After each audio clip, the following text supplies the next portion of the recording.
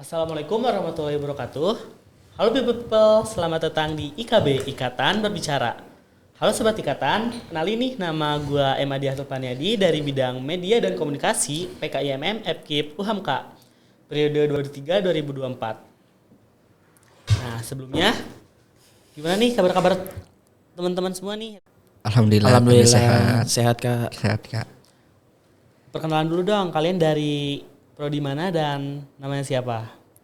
Perkenalkan, nama saya Restu Budi Susanto, biasa dipanggil Restu. Saya dari Prodi Pendidikan Agama Islam, Fakultas Agama Islam. Perkenalkan, nama saya Muhammad Julfikri. Saya dari FKIP UHAMKA, Prodi PGSD. Kamu semester berapa yang dari FAI? Saya semester 2 Kak. Kebetulan saya juga semester 2 Kak. Oke, kita masuk ke pembahasan ya. Untuk pembahasan pertama itu kan kalian sudah pernah ikut TPS kan yang di bulan Desember tuh. Nah, gimana tuh pandangan kalian soal public speaking? Menurut saya juga menurut Zul ya, public speaking itu adalah hal yang penting Kak. Itu menjadi modal awal kita sebagai mahasiswa.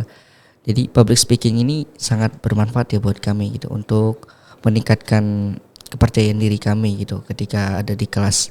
Kita kan yang namanya mahasiswa nggak terlepas dari namanya presentasi, yang namanya mahasiswa nggak terlepas dari diskusi. Nah makanya dengan adanya training public speaking kemarin itu membantu kami untuk lebih percaya diri, lebih bisa gitu dalam public speaking Kak. Public speaking ini juga berguna banget dalam kehidupan kita sehari-hari, dalam menjalani, apalagi di kampus ya. Kita setiap hari presentasi, kita ngulik bareng sama teman-teman, kita diskusinya jadi lebih banyak pikiran yang bisa kita ambil dari pelajaran di public speaking ini. Nah, sebelum kalian ikut TPS kan pasti akan ada perbedaan dong sebelum kalian ikut TPS dan sesudah ikut TPS untuk presentasi di kelas. Nah, contoh respon dari teman-teman kelas tuh gimana tuh setelah kalian ikut TPS? Terus habis TPS besoknya presentasi. Jadi setelah ngikutin TPS ini, saya semulanya ternyata dalam public speaking itu ada beberapa aspek yang perlu kita perhatikan supaya kita bisa didengarkan gitu oleh audiensnya. Dan juga kemarin itu saya melihat titik lemah saya dalam public speaking, di mana yaitu mainkan kontak mata. Dan kemarin waktu acara TPS itu saya baru tahu gitu, ternyata teknik kontak mata itu sangat penting gitu dalam public speaking. Dan hasilnya setelah kemarin saya ikut acara TPS ini, saya bisa lebih berani gitu memainkan kontak mata saya, jadi lebih maksimal gitu saya dalam public speaking. Jadi teman-teman juga sebagai audiens juga lebih menerima saya gitu dengan saya berbicara melihat kontak mata mereka begitu. Kalau saya sih dari saya seperti itu Kak. Kalau dari saya lebih bisa mendalami materi ya yang akan pengen dibahas ya. Lalu kita tidak hanya membaca teks, kita tadinya sebelum kita belum mengikuti TPS ini kita selalu membaca teks. Sedangkan sekarang kita sudah tidak membaca teks dan teman-teman kita pada kaget kan. Kita bisa, lah kok dia nggak lihat teks, karena kita udah mempelajarinya di malam hari itu. Jadi ada prepare sebelum kita memulai presentasi tersebut. Jadi ada persiapan dulu gitu sebelum besok untuk presentasi. Iya betul. Oke. Nah, setelah itu kita akan memasuki pembahasan kedua yaitu apa sih yang kalian rasakan ketika sudah mengikuti TPS kemarin? Apakah ada manfaat yang kalian dapatkan? Tentu ya Kak. Jadi kemarin tuh saya rasa acara TPS itu seru gitu dan bermanfaat banget. Terlebih juga kan saya dari Fakultas Agama Islam ya. Di situ juga dapat banyak relasi gitu dari teman-teman FKIP, dari teman-teman yang lain, dan kemarin juga ada penugasan video bareng-bareng dan itu jadi pengalaman tersendiri gitu Kak.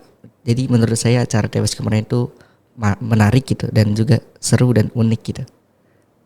Seperti itu Kak.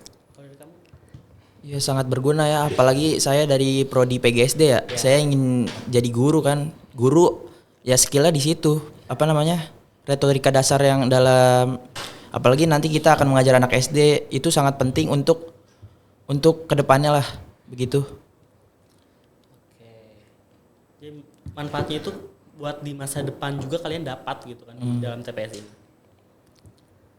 Nah, sejauh ini kalian apa sih cara kalian dalam menyalurkan public speaking itu dalam kehidupan sehari-hari? Kalian sudah menyalurkan public speaking itu di kehidupan sehari-hari apa belum?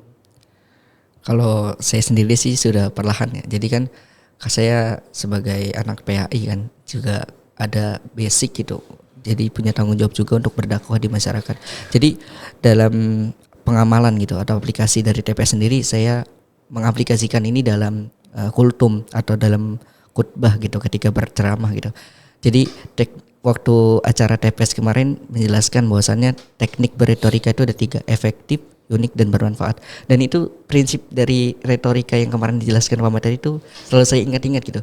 Bagaimana saya supaya mencari sesuatu gitu, titik unik, titik manfaatnya di mana gitu. Kemudian saya olah dengan kepercayaan diri sehingga bisa maksimal gitu dalam menyampaikan khutbah atau kultum saya gitu. Kalau saya sih sendiri gitu. Oh, jadi kalian kalau kamu Restu udah memasukkan implementasi ini kepada khutbah gitu. Ya betul, kultum. Kalau kamu Jul?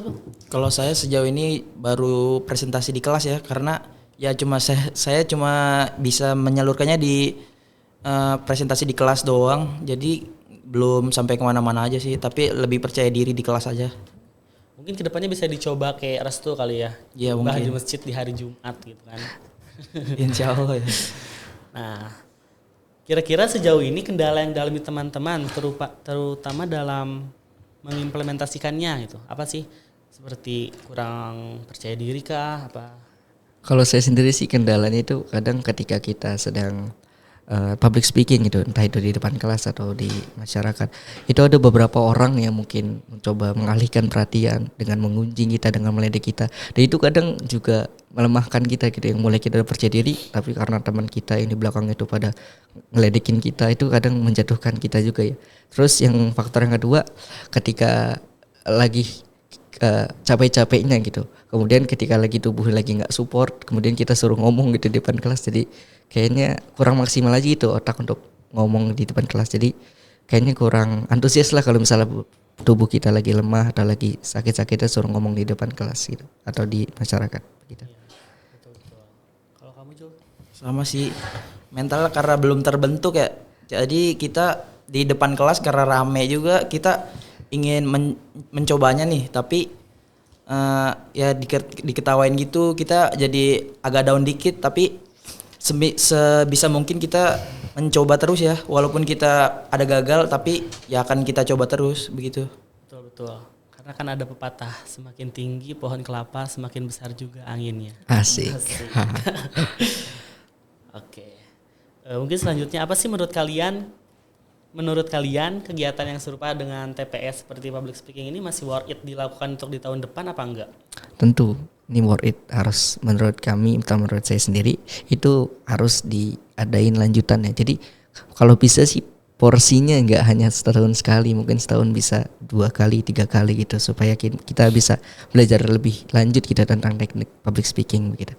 Nah kalau boleh saran juga, nanti bisa kolaborasi mungkin dari antar fakultas sesama UHAMKA dulu, kemudian ntar bisa kolaborasi di luar universitas. Jadi kita kembangin nih program-program dari TPS ini supaya lebih maju, lebih baik lagi ke depannya. Oke. Jadi cakupannya tuh nggak cuman FKIP doang, Betul tetapi sekali. semua fakultas. Betul. Kalau kamu Jul? Ini karena berguna ya, ini nggak pernah dipelajarin di matkul manapun. Ini sangat membantu lah, apalagi pada mahasiswa kan, untuk belajar ngomong di depan umum, jadi nggak gampang malu, jadi percaya diri. Oke people, sekian episode pertama IKB ini, Ikatan Berbicara. See you in the next video. Wassalamualaikum warahmatullahi wabarakatuh. Waalaikumsalam warahmatullahi wabarakatuh.